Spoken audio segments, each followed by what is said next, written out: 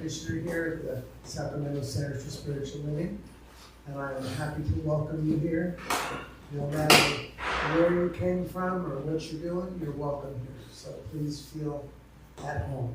You're invited to feel at home. So I'm going to do a little opening prayer for us, and then we will greet each other, sing our opening song, and then greet each other, and then we'll bring the heavy hitters up here. So, and I want to acknowledge Reverend Debbie is in the house this morning. Very happy to see her. And we have Reverend Tricia and Reverend Andrea, who Patricia will welcome and introduce you to later. So let's just take a moment, breathe in and out. Breathe in love, and then breathe out love. That is all there is. This present moment and love. Our community comes together this morning to share the experience of being together and learning a little, socializing a little, and leaving here completely full, having received the perfect message. So knowing that this is the truth, I release this my powerful word into the law, knowing that it is so, and together we say, and so it is. So here comes our opening song. On your feet,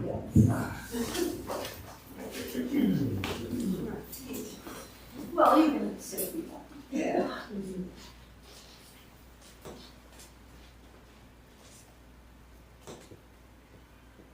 Volume? Sorry.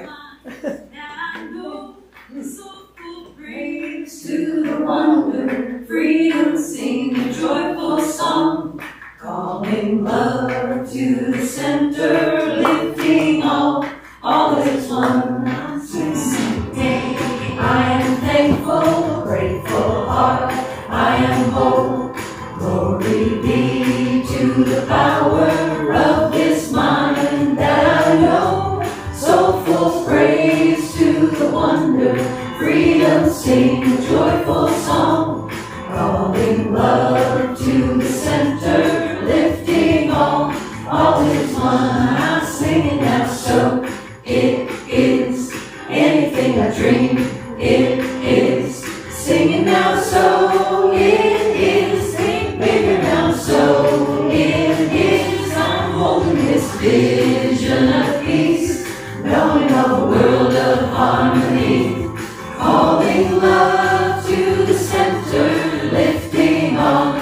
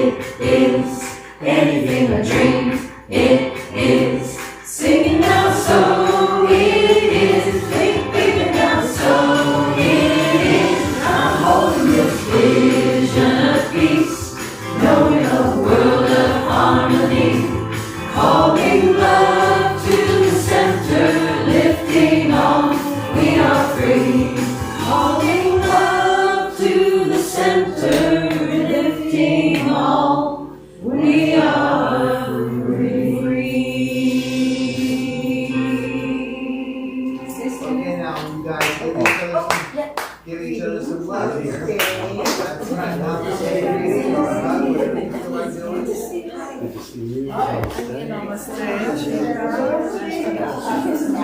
Good morning. Namaste. You'd be Chico. Chico.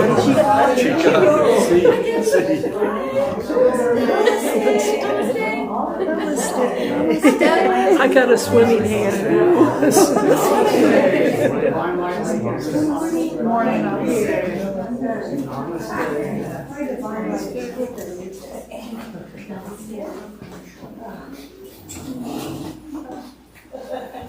So it is my pleasure and privilege to welcome to the podium Reverend Patricia Van Orkum, who is the best.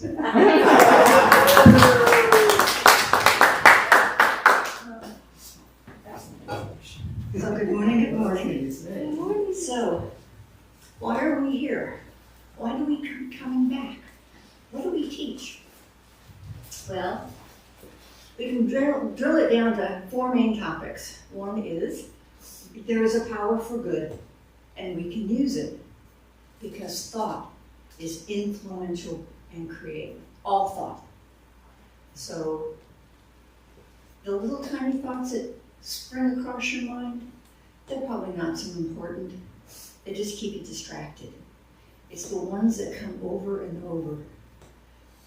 You know, life really is good. Or, was that another day again? Those are the ones that are creative in your life.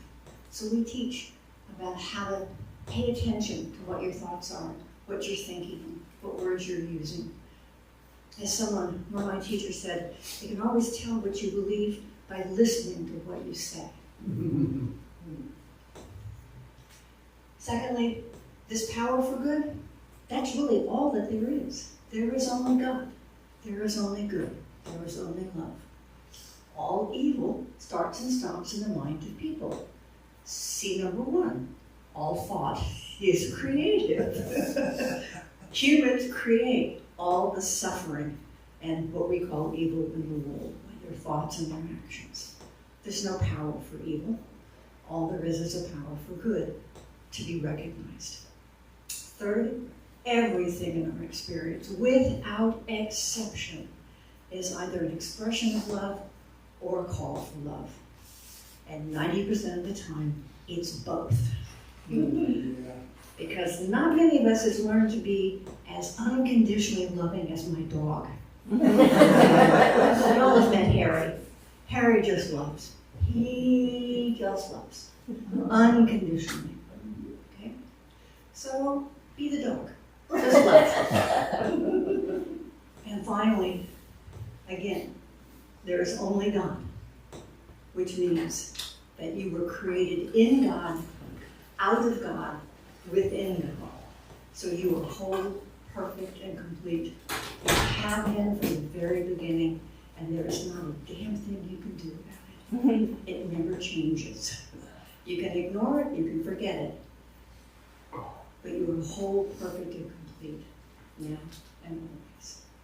So that's what we teach, and hopefully that's why you keep coming back. That we're creating a community here that believes in this, that love is at the foundation of all. So, oops. Today's meditation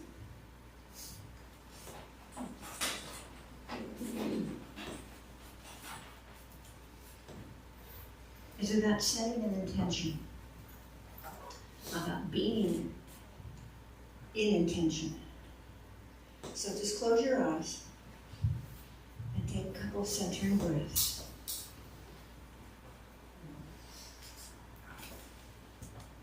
Deep breath.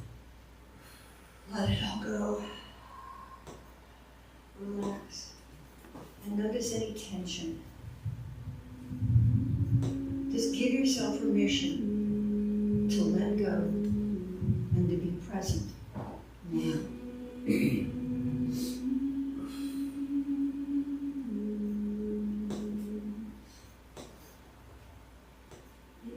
Notice any thoughts. No need to control. Just allow them to float by like clouds in the sky.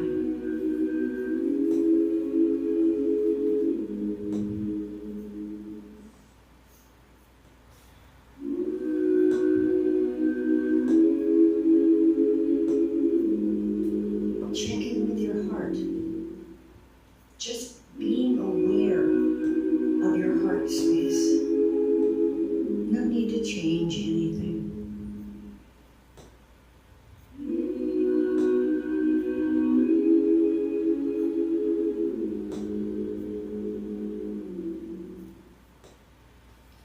Let your shoulders fall.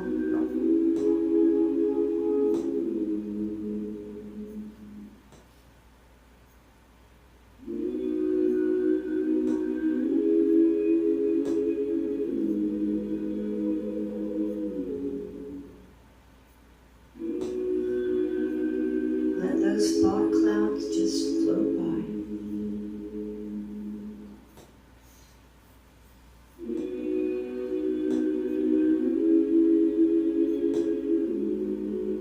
We recognize there is an eternal intelligence within and all around.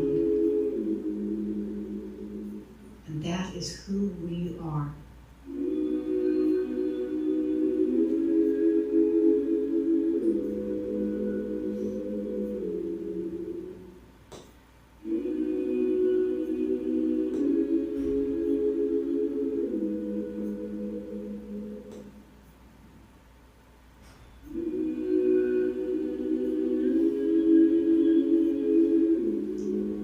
This intelligence guides, speaks and whispers between the silence, and it is always supportive.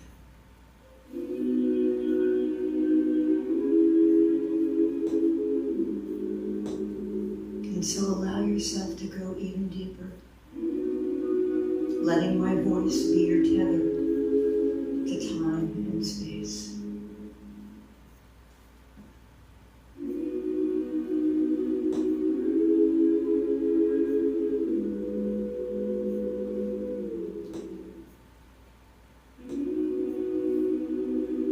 And in the silence of your own consciousness, ask your inner guide, your higher wisdom self, to reveal to you your soul's intention for today.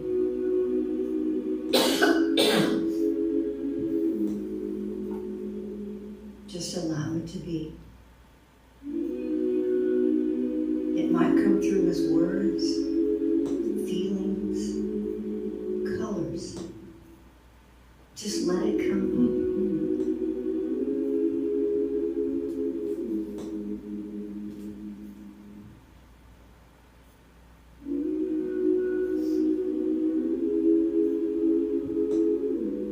There is an eternal intelligence within and all around that is who we are.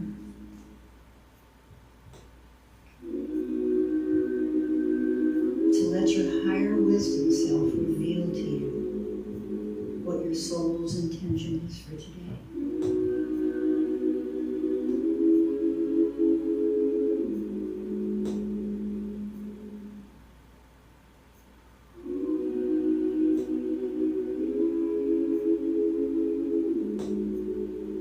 Just allow it to be.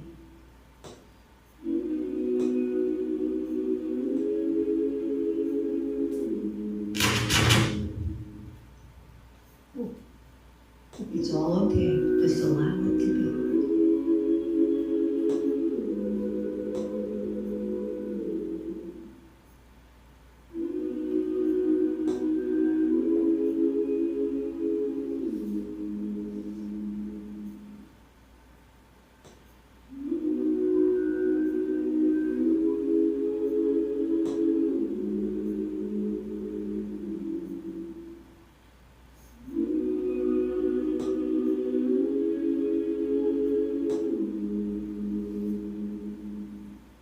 Now in just a moment, I'm going to have you return, but there's no hurry.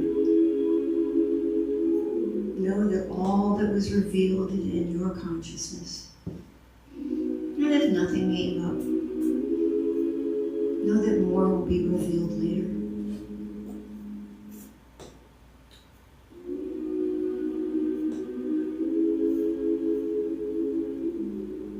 So allow my voice to bring you back to the room. Again, no hurry. Your eyelids are getting lighter. Feel the chair supporting you. Wiggle your toes and fingers. Take a couple of deep breaths. And come on back.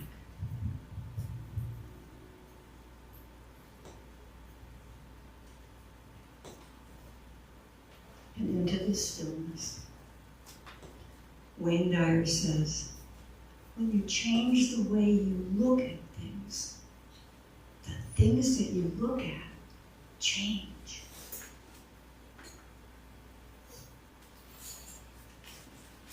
And from Mohandas Gandhi, you must be the change you wish to see in the world.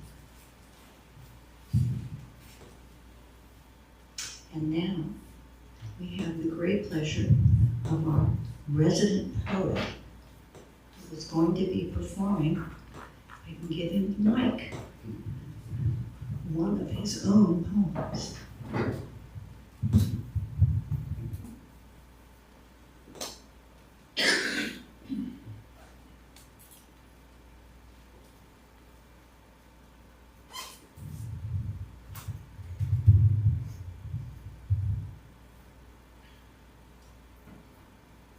Richard Rohr, a Franciscan priest, often talks about the different levels of maturity in religion.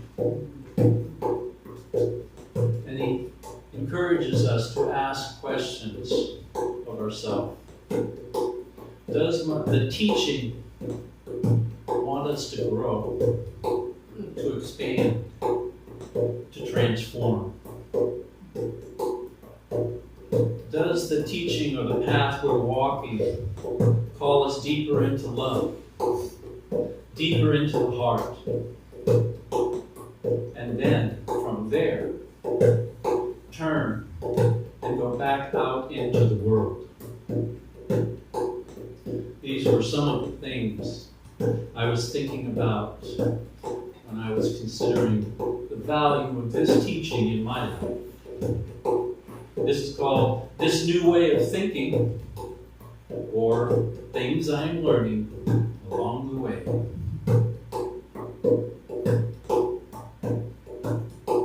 This new way of thinking requires my unending attention. Yet some days I stumble, while other days I leap mountains. I know it's foolish to think I can ever fully grasp eternity, but if I don't try with all my heart and soul, then who's the foolish one? Some would wonder why I chose this spiritual path, but going back to the old ways only leads to madness. I admit the old ways don't feel right anymore. They don't fit. In fact, they never did. Praise the Holy One. I am finally learning the only path that matters now is the one that leads from my head to my heart.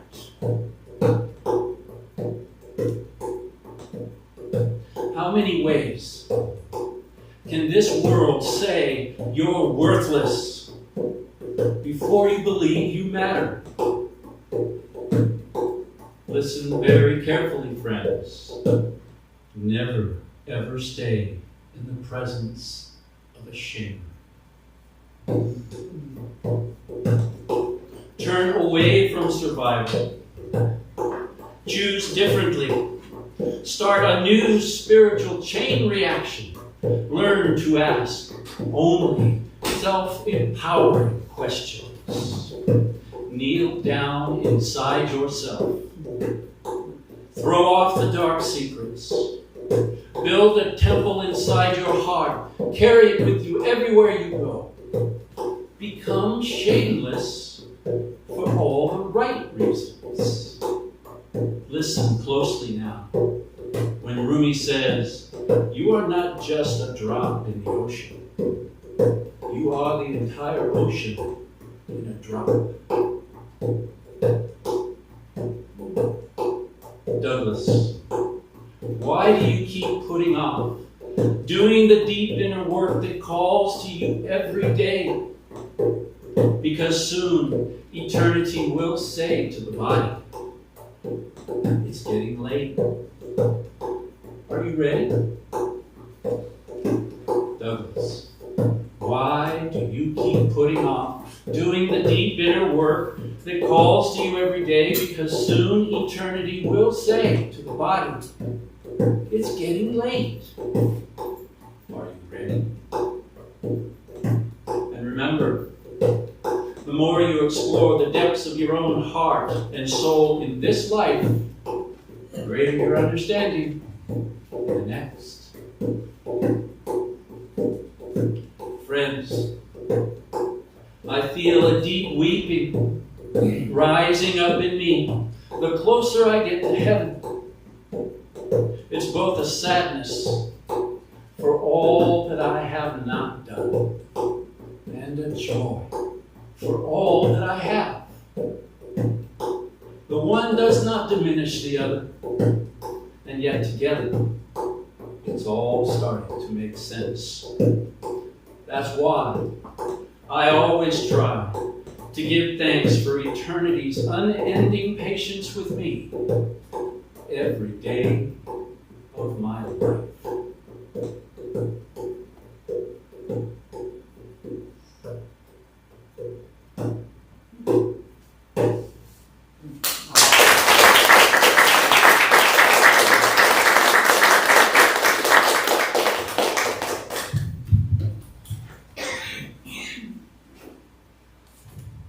Thank you. Where did you find that book? Where did you find that book? Actually, I found him in the Monterey Church of Religious Science. I think he found you. Thank you, Debbie. A double joy today. I get to introduce one of my all-time favorite people. She has been a mentor to me, whether she knew it or not. In fact, I still use her cornbread recipe from a retreat I went on to 40-some years ago. Reverend Dr. Andrea Asebedo. Her experience includes serving as a spiritual leader in two wonderful centers, CSL Reading and CSL Bellingham. In fact, that's one of the ways we got our opening song. Tabor Darland was her music director in Bellingham. But she realized she required more skills in counseling and became a licensed therapist in 2005. And now she sees clients and serves as the pastoral care minister at Bellingham. Throughout her career, she's been in active leadership with the Teen Camp program, and since 2019, the CSL ethics team. And I think those two go together, because you cannot work with teens and not be exposed. They can see when things don't match, when you don't walk your walk, walk your talk in an instant. It is their God-given skill, whether we like it or not. So I think part of being part of the teen program for so long has really opened and developed her heart as a mom and as a minister. And I'm just delighted that she was able to come speak to us today. So please, a warm welcome to Reverend Dr. Andrea Asebedo.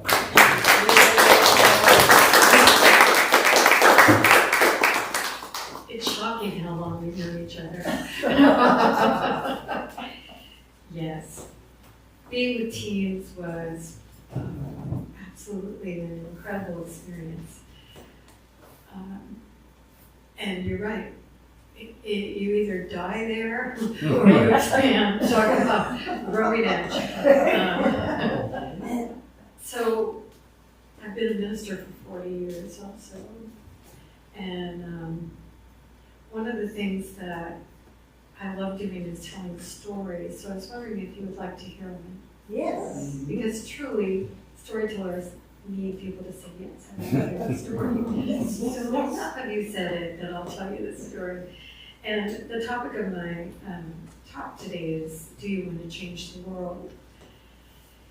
And so this is a story from one of my teachers, William Martin, who was for many years in Chico, and he and his wife Nancy ran the Taoist Center there. He's a Taoist. And Taoism and the science of mind are very similar in many, many ways. So this particular story is called The Nightmare. No unhappiness ever seemed to touch the village of Wu, situated on the banks of the River Wei. The villagers of Wu were content to live their lives in harmony with whatever direction the Tao would take. They could have prosperity and health, or famine and sickness, and never lose their serenity, because they each knew they were expressions of the Tao and forever at home in the Tao.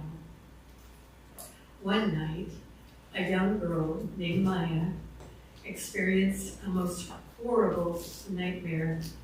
In her dream, all the people of the village had been transformed into monsters. They still looked like her friends and family, but inside they were possessed with evil spirits. In her dream, she was all alone, the only person unaffected by the evil spirits. She could no longer trust anybody and had to be on her guard in every moment. It was a terrifying dream. This horrible dream was so vivid that when she awoke, she continued to believe that the terrible things were true and real. In her waking life, she began to lash out at her family and friends. She was convinced that they were evil inside and would try to harm her if they could. So she did whatever she could to protect herself. She began to steal valuables from them so that she would have the things she felt she needed to be safe. The villagers came to her and told her she must stop stealing. They tried to show her that she was safe and loved and didn't need to fear any longer. But she fought them with viciousness and fury, leaving one older man severely wounded. Finally, they were able to subdue her and put her under guard in a village elder's home. Each day, people from the village would visit her, bringing her food and gifts. Each day she would accept their gifts, but remain suspicious and hostile. Each day they would talk to her of their love, and each day she would reject them in her fear. 3 years later, she still believed her dream was real and still remained under guard. Each day she was fed and cared for with loving kindness. One day a visitor to the village saw how kindly she was being treated and said to the village elder in astonishment, "You're wasting valuable resources on this woman. She's done harm to the village, and yet you treat her with special kindness. She should be punished, beaten, and thrown out of the village. She shouldn't be rewarded for her crimes." "Punished," said the leader. "Do you punish a child for a nightmare? She's dreaming. We care for her in the hopes that one day she may wake up." So the story seems to me to speak to any nightmare that you and I might be walking through.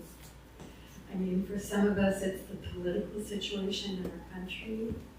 For other people, maybe it's a health challenge, the loss of someone that we've loved, a difficult situation that we can't seem to resolve. But the nightmare seems real. It seems as though everything and every part of the nightmare is so real that we have trouble remembering that it's just a dream. Particularly in our country right now. When I talk to people, it's very, very real, the nightmare that they feel they're walking in on both sides. And so, for me, what I've noticed about this is that culturally, it's much more common for us to be trapped in habits of reaction. And so, the people that speak to me of their suffering in whatever nightmare they're trapped in often are responding from this habitual way of reacting instead of finding different ways to perceive and look and be in a situation, which is why Wayne Dyer's quote about that he often attributes to Max Planck, the Nobel Prize winning physicist. When you change the way you look at things, the things you look at change. How many of you have experienced that, where a shift in perspective all of a sudden changes how we're experiencing reality, actually, experiencing different people, understanding on a deeper level perhaps, or perception opens the gateway of compassion and love. Whatever it is, we escape the cultural, habitual trend of reactivity and move into a place where we understand that we're actually encountering spirit.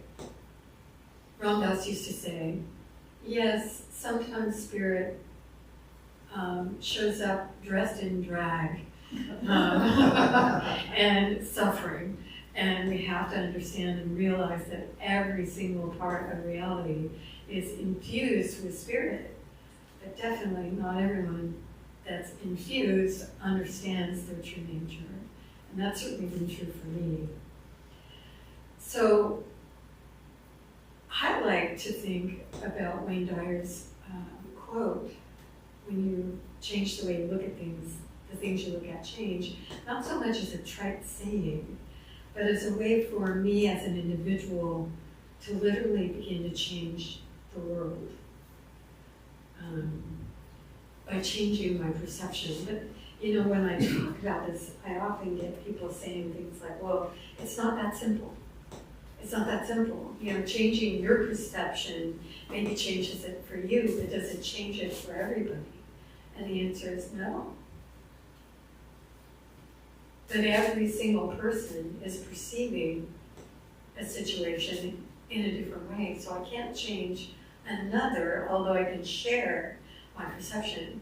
This really came home to me, and I'm sure you've heard this. I was working with the police, thinking about becoming a police chaplain at one point. And they were talking about one of their most difficult things. And I said, with interrupting them, I said, oh, it's got to be the criminals. And they said, oh no, that's not hard. Most of them are really kind of whiny. I was like, oh, I didn't know that. They said, no, what's really hard is accidents. And I said, oh, because of the wounding and things like that. They said, oh no, the EMTs take care of that. No, it's the witnesses. I said, the witnesses? They said, yes. Because every witness sees the accident in a different way. And none of them necessarily agree. So someone says, this happened, and then someone says the polar opposite happened, and then someone else over here says, no, you're both wrong. I said, it's the witnesses that are the hardest for us in our job. And I thought, well, the witness is the hardest thing in my job because it's perceiving and showing me often programmed ways of thinking about people, about situations, and about the world. And so the work of the science mind is actually the work of up-leveling our perceptual field and really beginning to open the doorway of perception wider so that we begin to see things in a way that aren't necessarily common, they are very helpful. And the way we can change the world with our perception is by sharing it. And in the sharing of it, perhaps opening the doorway of perception for someone else. This really involves a lot of spiritual work for us. And I'm sure you're very familiar, since you're all here, that much of the work of spiritual awakening has to do with this ability to step out of preconceived programming about ourselves and other people and the world, and to replace it with new understanding, a new way of thinking about ourselves and other people, and a new way of addressing the difficulties that will always be before us, right? So one of the ways is what we did at the beginning when we were greeting one another. We were doing namaste, which of course is the God in me beholds the God in you, which is lovely. When you go to India, it's so commonplace that it's become a pre-programmed thing, and I'm not sure that actually people are thinking the God in me sees the God in you, but because it's new for many of us, it's like, oh, what a great thing to do is to actually remember seeing in each other the God space that God plays in us, or I like to call God Spirit. So there's a story, another story, if you'd like to hear it, that for me captures this ability to shift perception. Would you like to hear it? Yes. So this one you may have heard. It's a very famous story, and it's actually one of my favorites, although I think I probably say that about all the stories.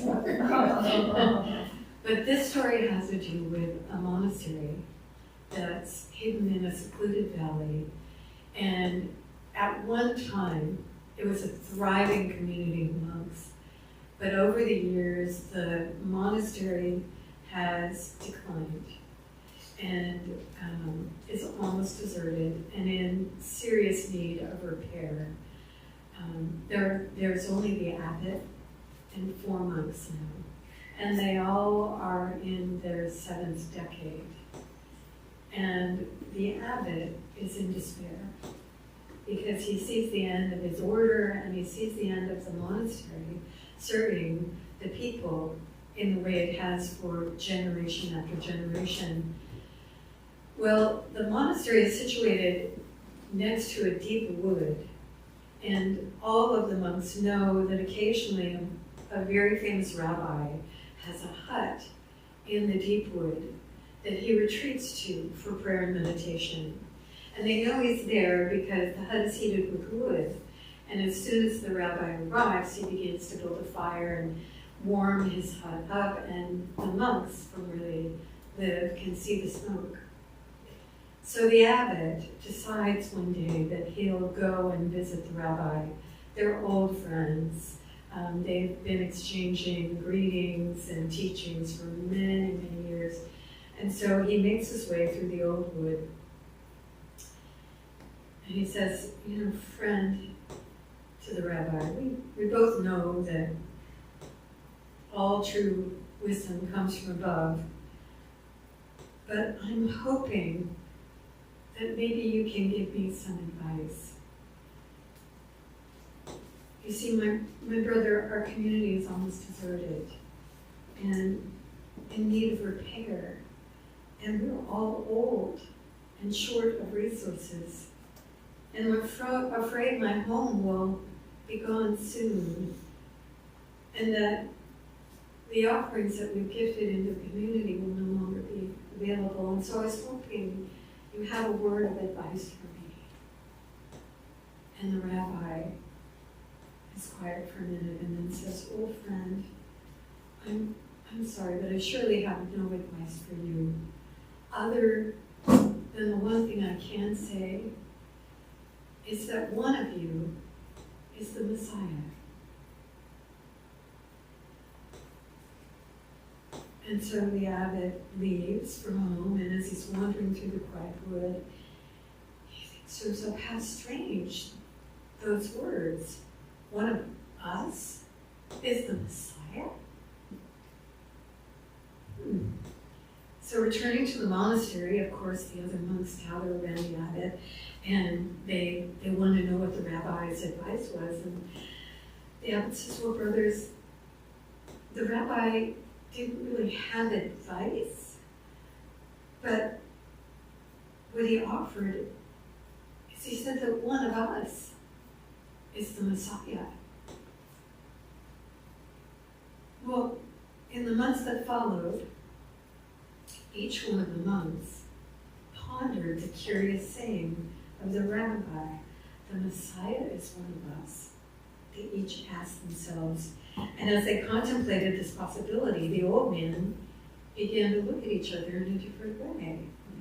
And they began to treat each other with extraordinary respect, just in case that monk was the Messiah.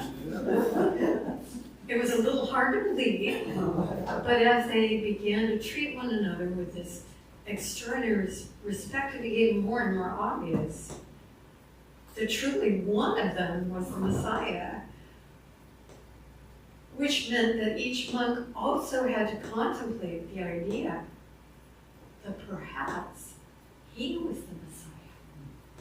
And so he began to treat himself with extraordinary respect, just on the off chance that all these years he had missed the mission that he had been gifted in his life. And so the monastery began to resonate with this extraordinary respect and kindness that was being offered back and forth between all of the monks. And so when visitors did come, and they did come, they carried the tale of this monastery that was infused with this aura of respect and love and kindness and compassion.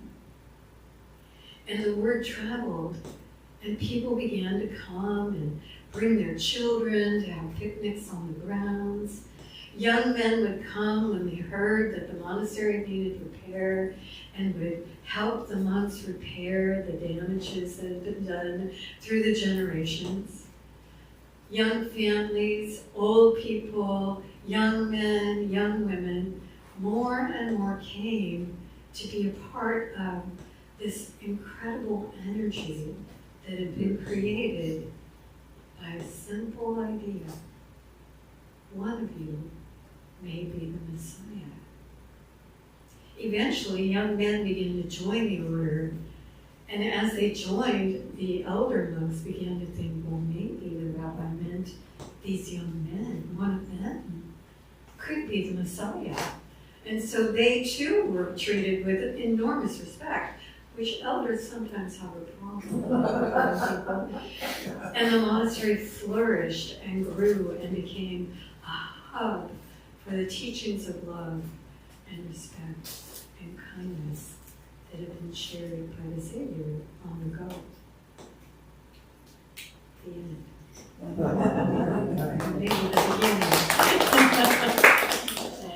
So for me, that story captures what can happen when you and I begin to work with our perception and begin to look with extraordinary respect and kindness, especially to the people in our lives that are most annoying. Because, hey, perhaps they are the Messiah come to teach us how to deal with difficulties. Maybe they're the rock tumbler to all of the craggy outcroppings of our disrespect, our lack of love, our lack of compassion, so that we're smoothed out and find ourselves, just like the monks, in a place of deep love and respect. I surely hope that that's true. So thank you for having me here. Let me do a closing prayer that's been my habit for years. and I'll turn it back over to Patricia.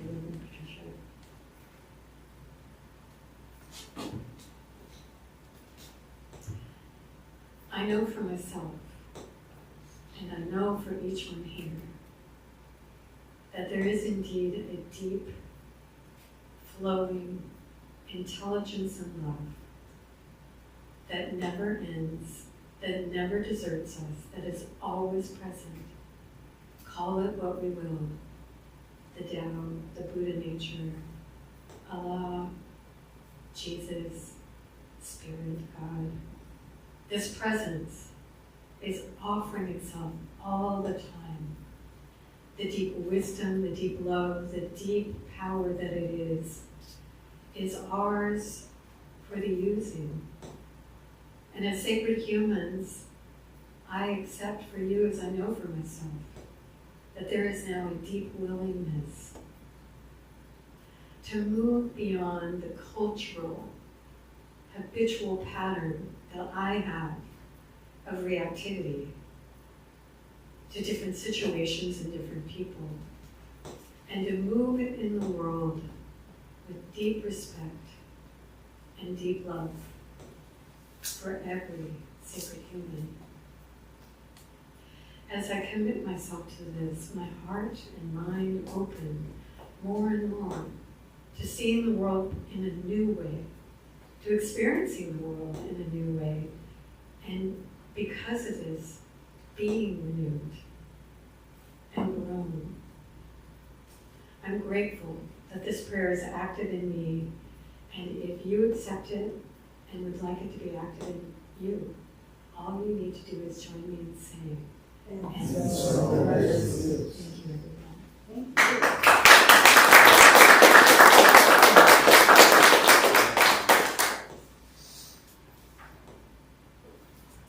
Thank you. I found a song that says, start with yourself. So let's see how it goes.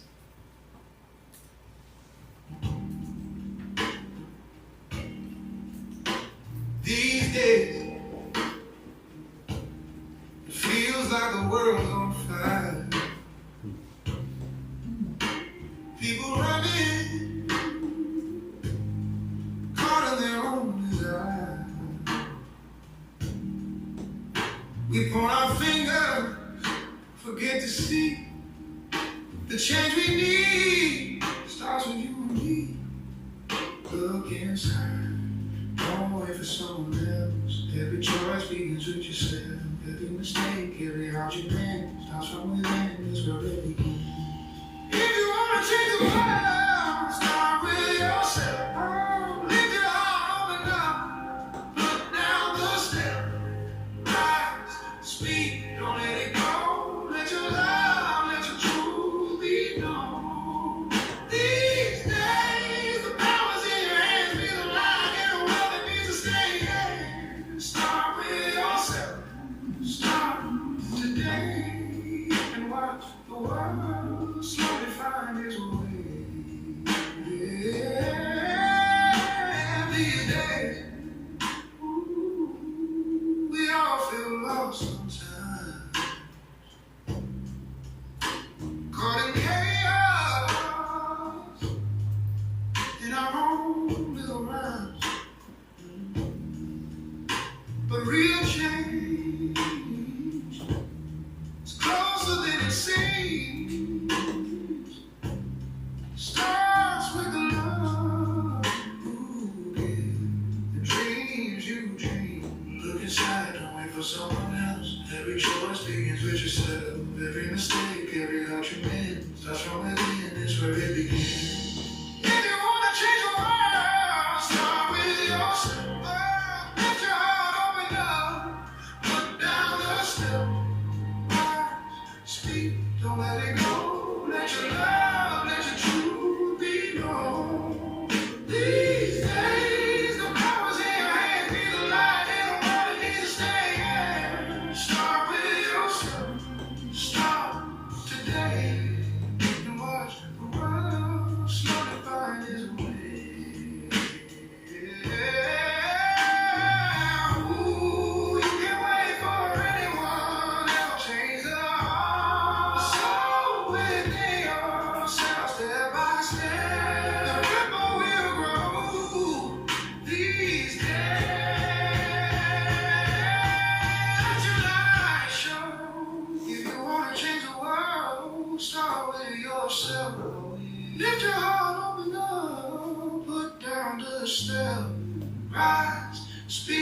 Don't let it go, let your love, let your truth be known. These days, the power's in your hand, need a light in a world that needs to stand. Start with yourself, start today, and watch the world slowly find its way.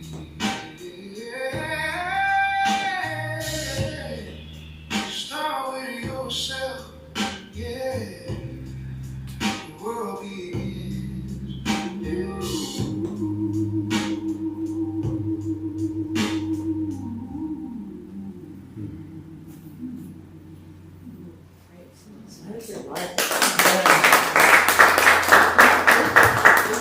Start with yourself, because you may be the Messiah.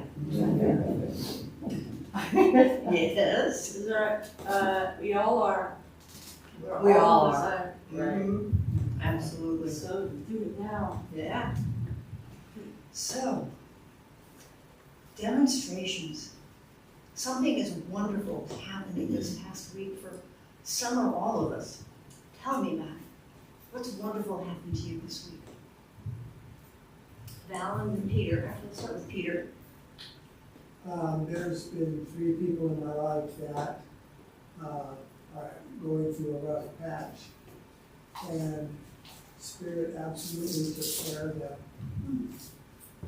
Spirit absolutely took care of them. It had nothing to do with me and them, that I prayed for them.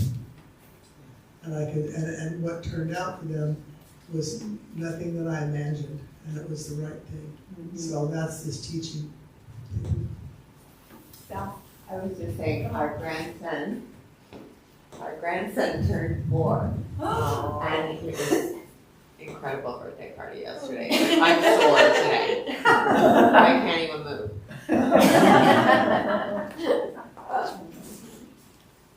Who else?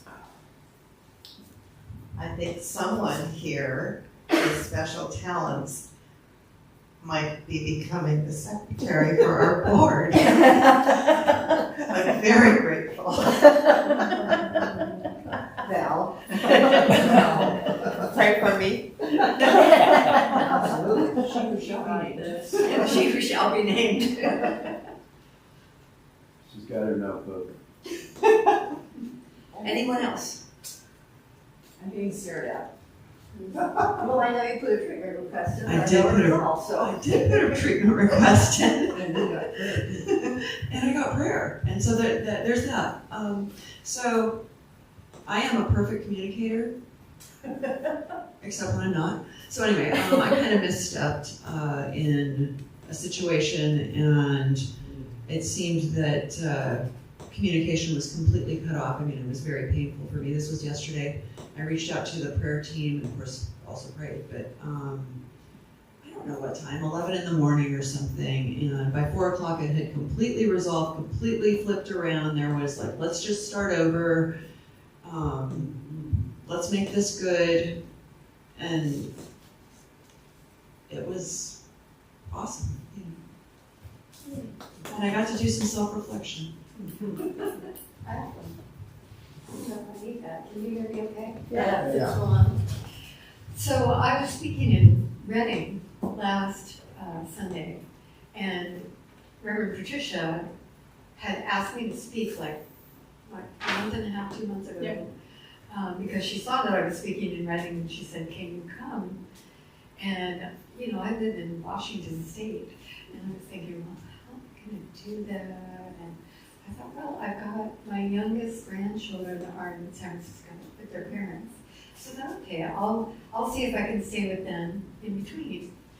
And unplanned, unbeknownst to me, I showed up at a time when they were having serious trouble. There had been too much change all at once. They had argued, which they don't do usually. And so I just happened to be there at a time where I could babysit the grandchildren so that they could go and have time together to straighten things out and talk together, come back into harmony. And I was talking to my husband, and I said, you know, it almost feels like a God thing or something, because, I mean, yeah, I was just staying there because I wanted to come here and see Patricia and talk to you. And my husband said, it is a God thing, you know. Not only that, but it happened to be the week that was Grandparents' Week at my granddaughter's school. So I got to show up as her grandmother and be there for Grandparents' Day at her school. It was so special. So thank you very much. I must have known all along. As a future grandmother. Yes. Know that joy soon. Thank you all. So we have any treatment requests? Just call out a name and a situation, condition, circumstance that is ready to be moved on. Prayers for the nurse family and for the Zwicky Westerberg family. Couple transitions happened this week. Okay. Transitions are always tricky. How's your niece doing? Your surgery? Oh, it's our daughter, actually. Oh, your daughter. And that's gonna be next week, and we won't be here. We'll be in San Francisco for her surgery, so It's okay, we'll elect you either whether you're here or not. we're asking for everyone to be there with us. Yeah. We'll bring a bus by and drive you all back. Yeah, we'll have our circle. Sounds good. Debbie? Kai, migraine. Mm-hmm. David's brain tumor. Sierra for healing. Sierra. Okay. Let's just do one for the country. Because we're in transition. It's And those of temporary. us who have given birth understand that transition can be terribly painful, but good things come from it. And it's only temporary. Exactly. So for all things said and unsaid, let's move back into that place of the center where we know that there is a power for good. And it uses us to be love in the right time, in the right place. And so that those of us who are grieving find it easier to let go because we are holding on to them. We have them in love.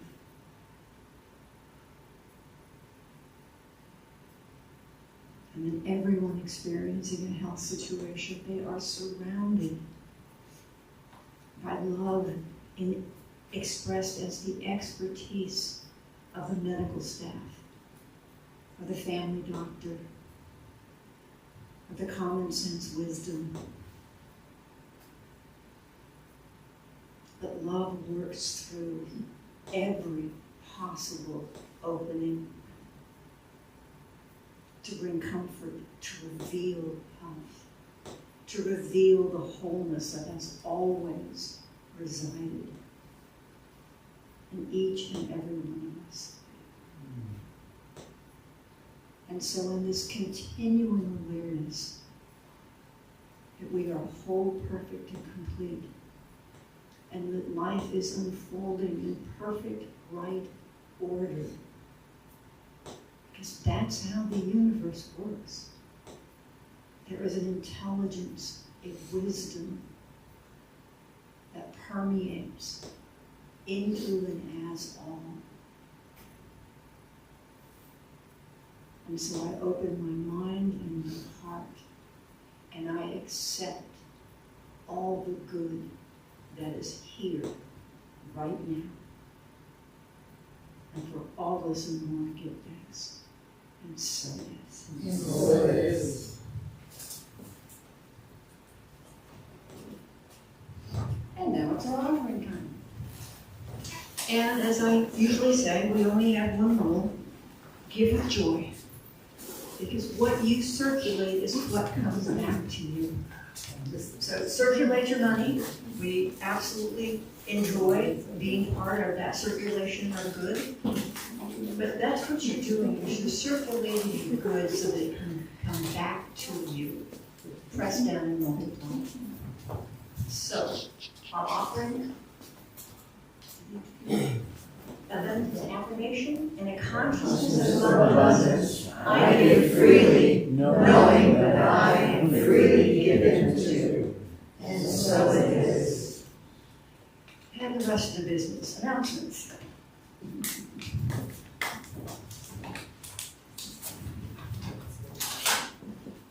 Watch your weekly newsletter.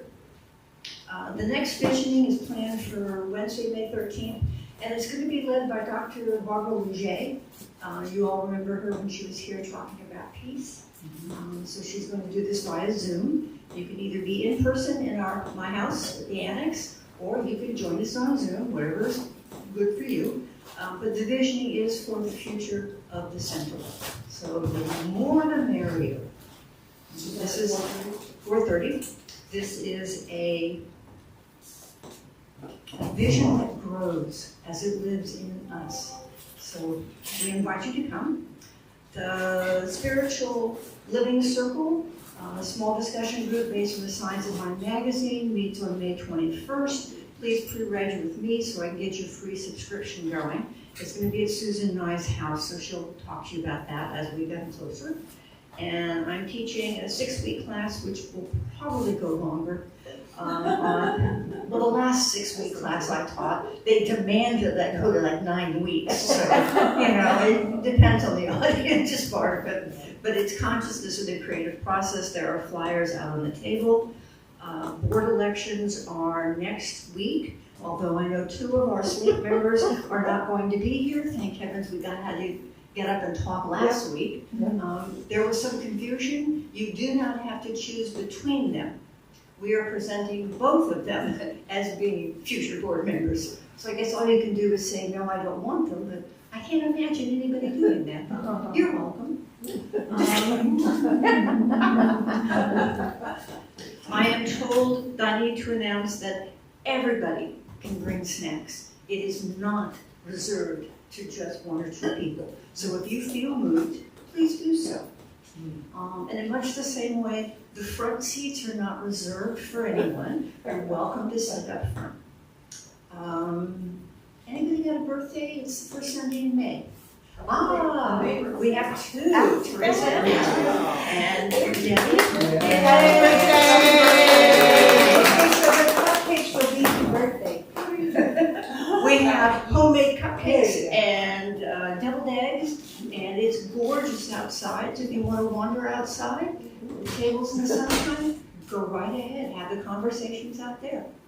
So that's it. And so it is. And so it is. So why don't we stand for our closing song?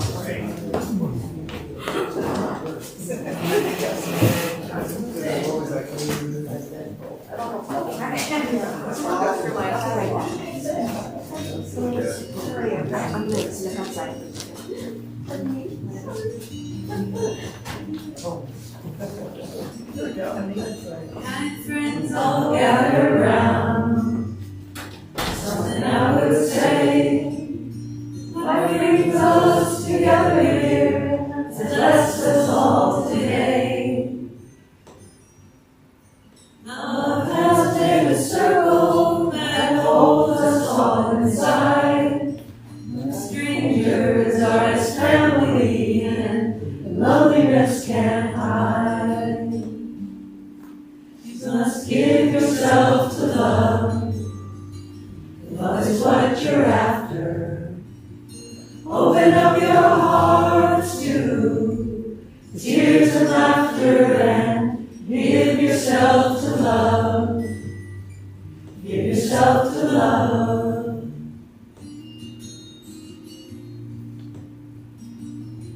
I've walked these mountains in the rain. Learn to love the wind. I've been up before the sunrise to watch the day begin. I always knew I'd find you, though I sunshine on a cloudy day. Stand before me now. So give yourself to love. If love is what you're after, open up your hearts to tears and laughter and give yourself to love. Give yourself to love.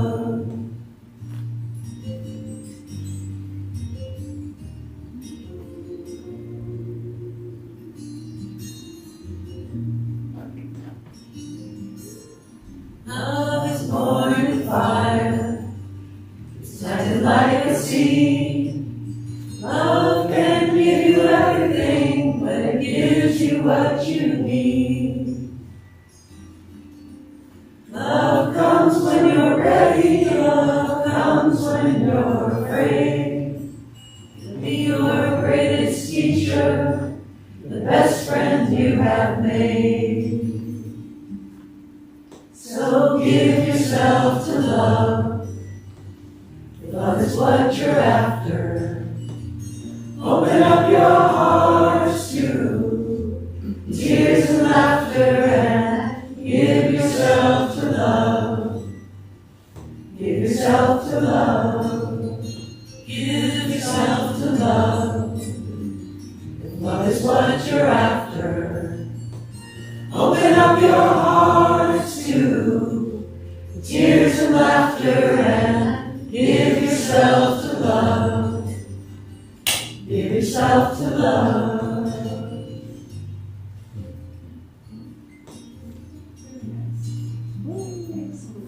Yay. So you'll be loved